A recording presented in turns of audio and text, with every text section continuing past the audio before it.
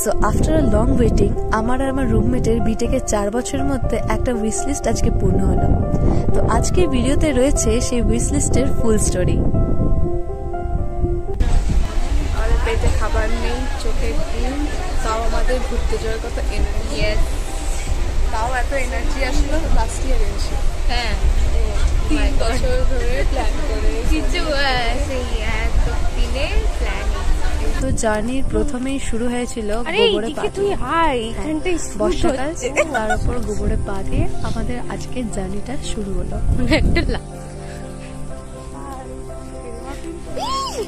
এক্ষুনি পা দিতাম, আমি পা দিয়েছি মনে হচ্ছে। কলেজ ক্যাম্পাস থেকে বেরিয়ে মেচেদা থেকে ট্রেন নিয়ে সোজা হাওড়া স্টেশন।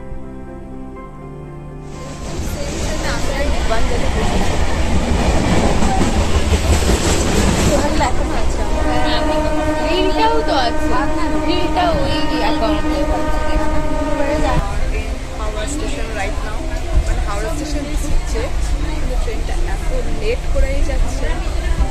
আর মনে হচ্ছে আমরা এর থেকে বেশি ছুটে যেতে পারতাম।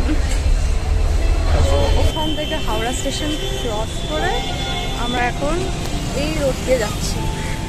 এই হাওড়া স্টেশন থেকে বেরিয়ে পায়ে হেঁটে শুধু ব্রিজটা টপকিয়ে জাস্ট ওই পারেই রয়েছে মল্লিকঘাট। মল্লিকঘাট হচ্ছে এশিয়ার লার্জেস্ট ফ্লাওয়ার মার্কেট। সত্যি যদি না যেতাম, নিজের চোখে না দেখলে বিশ্বাসই করতে পারতাম না।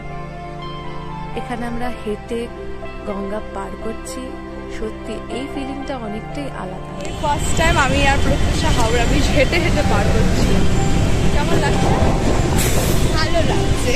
পেছনে সুন্দর গঙ্গা দেখা যাচ্ছে। হাওড়া স্টেশন থেকে নেমে হাওড়া ব্রিজ ধরে একদম ওই পারে গিয়ে এই ডান দিকে বাঁকের সিঁড়ি দিয়ে নেমে গেলেই পড়বে এশিয়ার সব থেকে বড় ফ্লাওয়ার মার্কেট মল্লিকঘাটের। সূর্যমুখী কত? কি করবি? 30 একটা বান্ডিল দেখে কেমন?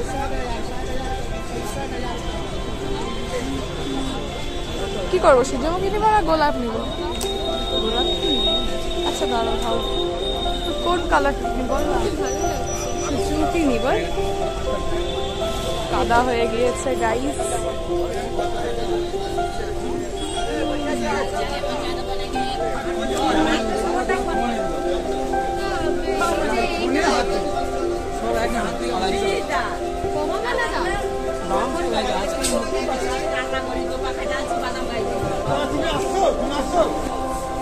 কোন দিক দিয়ে যাবো কাকু?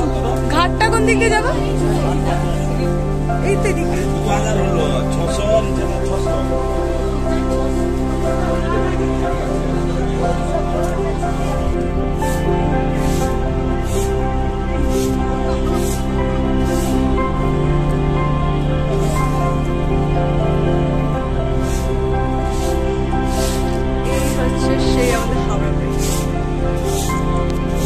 আমরা সবাই হেঁটে হেঁটে এসেছি।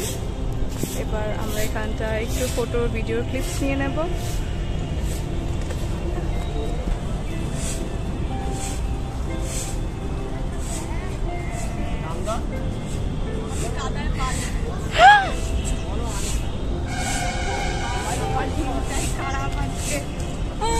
আসলে কাদা লাগার পেছনে আমারই বড় গাফিলতি ছিল। আমি বর্ষাকালে এরকম একটি জুতো পরে চলে এসেছিলাম।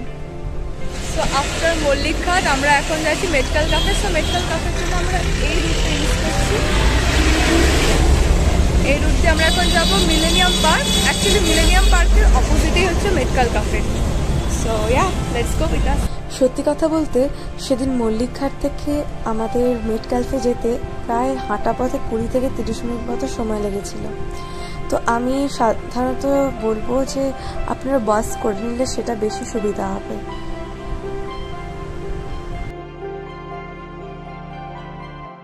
হাঁটতে হাঁটতে এতটাই টায়ার্ড হয়ে গিয়েছি কি আমরা একটা কোন সরকারি অফিস না, এখানে এসে এখানটায় বসে আছি।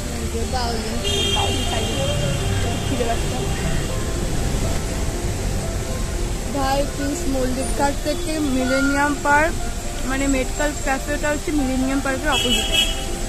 মল্লিকা থেকে প্লিজ তো ওখানে হেঁটে যাও না, সবাই বলবে হেঁটে চলবে হেঁটে যাও, ভাই বহুত কষ্ট হচ্ছে। আর তারপর আজকে খুব হিউমিডিটিটাও বেশি, না বৃষ্টি হচ্ছে না রোদ। আসলে এই জায়গাটিতে বসে একটু জল বা পেটে কিছু না দিলে আর সামনে যাওয়ার মতো এনার্জিটুকু আমাদের ছিল না, তো সেই কারণে এখানে একটু ছোট্ট করে হল্ট করেছিলাম। এরপর আবার আমরা আমাদের ডেস্টিনেশনে। একটা মজাদার কথা না বললেই নয়, হাঁটতে হাঁটতে আমরা এতটাই ক্লান্ত হয়ে গেছিলাম কি বিল্ডিংটা দেখার সাথে সাথে তার পেছনের গেট দিয়ে আমরা ঢোকার জন্য প্রচেষ্টা চালাচ্ছিলাম। আর এখানে তো আরো বড় ঘটনা, প্রত্যুষা এই গ্রিলটা, এই যে কালো রঙের যে গেটটা দেখছেন, এটাকে ঠেলে ভেতর দিয়ে ঢোকার চেষ্টা করছিল। এটা অ্যাকচুয়ালি বিল্ডিংটার ব্যাকইয়ার্ড, মানে পেছনের দিক। আমরা তো বুঝতেই পারিনি। This is the place which is our destination, the Midtown Cafe.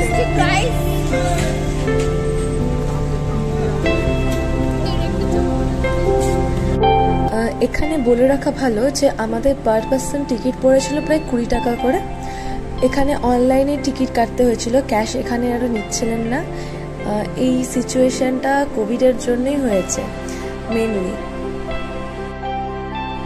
Basically ওখানের একজন কর্মচারীর সাথে কথা বলে আমরা জানতে পারি যে এটি একটি ন্যাশনাল লাইব্রেরি টাইপের ছিল। সেই লাইব্রেরিকে কনভার্ট করে সেন্ট্রাল গভর্নমেন্টের আন্ডারে এটিকে একটি মিউজিয়ামের রূপ দেওয়া হয়েছে। মিউজিয়ামটি মেনলি কলকাতার কেন্দ্রিক, কলকাতার হুগলি রিভার, কলকাতার ব্রিটিশদের কেমন ওখানে আদব কায়দা ছিল, বা আমাদের বাংলার কালচার, হেরিটেজ, এইসব নিয়ে মেনলি এই বিল্ডিংয়ের অনেক কিছু জিনিস তথ্য আছে।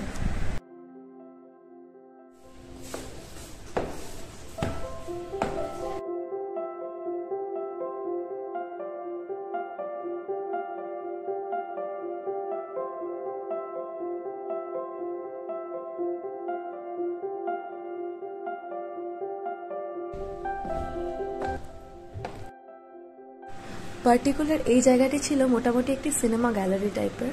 আমাদের বাংলার যে সমস্ত ভালো ভালো মুভি ছিল, মানে যেগুলো ধরুন সত্যজিৎ রায়ের মতো বড় বড় ডাইরেক্টররা সিনেমাগুলো রিলিজ করেছিলেন, সেগুলো সম্পর্কে ওখানে ছোট ছোট করে পোস্টারের মতো টানানো ছিল।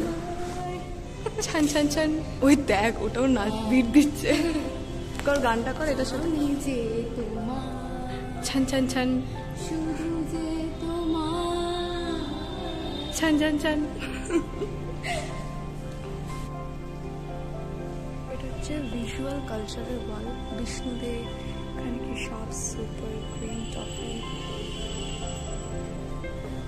এটা ডান্সের গ্যালারি, এখানে বাইজি, তারপর আর উদয় শঙ্করের নাচ,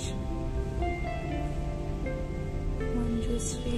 সত্যি বলতে বেসিক্যালি আমাদের ওয়েস্ট বেঙ্গল বোর্ডের যে ক্লাস 10-এর প্রথম চ্যাপ্টারটি ছিল ইতিহাস বই, যে আমাদের বাংলায় কজন নৃত্যশিল্পী ছিলেন বা সঙ্গীতকার কারা ছিলেন, তাদের কি কি বই পাবলিশ হয়েছিল বা কিছু, ওই সমস্ত ইতিহাসগুলো আমরা আজকে এই বিল্ডিং থেকে জানতে পেরেছি। সেখানে আবার অবনীন্দ্রনাথ ঠাকুরের ভারত মাতার ছবি পর্যন্ত ছিল, বিপ্লবী মনীষীদের ছবি ছিল, তারপর নৃত্যশিল্পী, সঙ্গীত শিল্পী, চিত্রকার, আমাদের বাংলার চিত্রাঙ্গদা, এই সমস্ত কিছু নিয়ে এখানে অনেক কিছু ইনফরমেশন ছিল।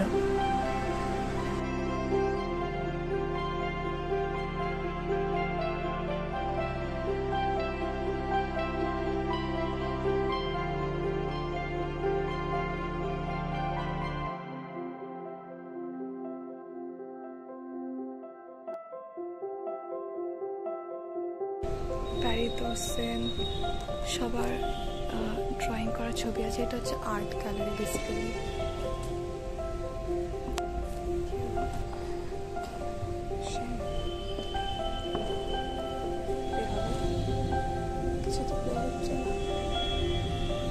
স্পিরিট অফ কলকাতা জাস্ট আর কিছুই হচ্ছে না, প্রেস টু প্লে করলাম।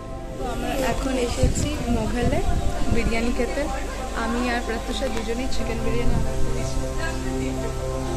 তার মধ্যে সব থেকে বড় কথা যেটা, সেটা হচ্ছে প্রত্যুষার শরীর ভালো না, মানে ওর পেটের কন্ডিশন ভালো না, তাও স্টিল বিরিয়ানি খাচ্ছে। ওর অনেক guards and I am so proud of her. এটা তো জানি প্রাউড করার কোনো বিষয় না, health is important, but she is with me, she can give me company. Actually ওরই ইচ্ছে ছিল বিরিয়ানিটা। বাড়িতে তো খেতে পারে না, হস্টেলে এসে তো এইসব বাচ্চাগুলো খায়। হ্যাঁ কিছু বলবো না আমি, আমার খুব টায়ার্ড লাগছে আর খুব খিদে পেয়েছে। এখানে অর্ডার সিস্টেমটা খুবই ফাস্ট। আমরা জাস্ট বললাম আর সাথে সাথে ওরা আমাদের দুটো চিকেন বিরিয়ানি দিয়ে গেল। Let's try this. খেয়ে বল কেমন হয়েছে।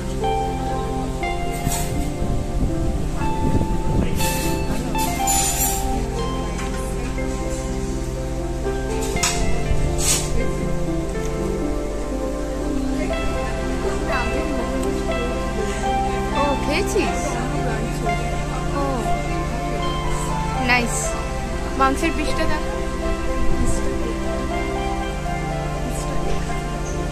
ভেতরে আছে তো আমি মোটামুটি পিসটা বল। এই তো সবই আছে। তো মেড ক্যাফে থেকে বেরিয়ে আমাদের খাবারের দোকান পাওয়ার জন্য বিশেষ কিছু একটা এফোর্ট দিতে হয়নি। আমরা ওখান থেকে বেরিয়ে ডাইরেক্ট বাঁ দিক দিয়ে সোজা গিয়ে আমরা মোগলের সন্ধান পাই। আর মোগলের বিরিয়ানি নো ডাউট খুব ভালো ছিল, আমি অবশ্যই রেকমেন্ড করব। তো এরপর আমরা ওখান থেকে হাওড়ার বাস ধরে আমরা চলে আসি আমাদের গন্তব্যস্থল হাওড়া স্টেশন। দেন হাওড়া স্টেশন থেকে আমরা আবার ট্রেন নিয়ে মেচেদা পৌঁছে যাই। তো এই ছিল আজকে আমাদের দিনটি, ভালো খারাপ মিশিয়ে সব রকমই ছিল। তো এইভাবে আজকে আমাদের জার্নি শেষ হলো। তো hope you guys enjoy this video. আজকে আমরা খুবই টায়ার্ড, মানে জাস্ট মাঝে ফ্রেশ হয়ে শুয়ে পড়ি। তো if you like it so don't forget to like share subscribe my channel. দেখা হচ্ছে খুব তাড়াতাড়ি একটা বড় ব্লগে। বাই।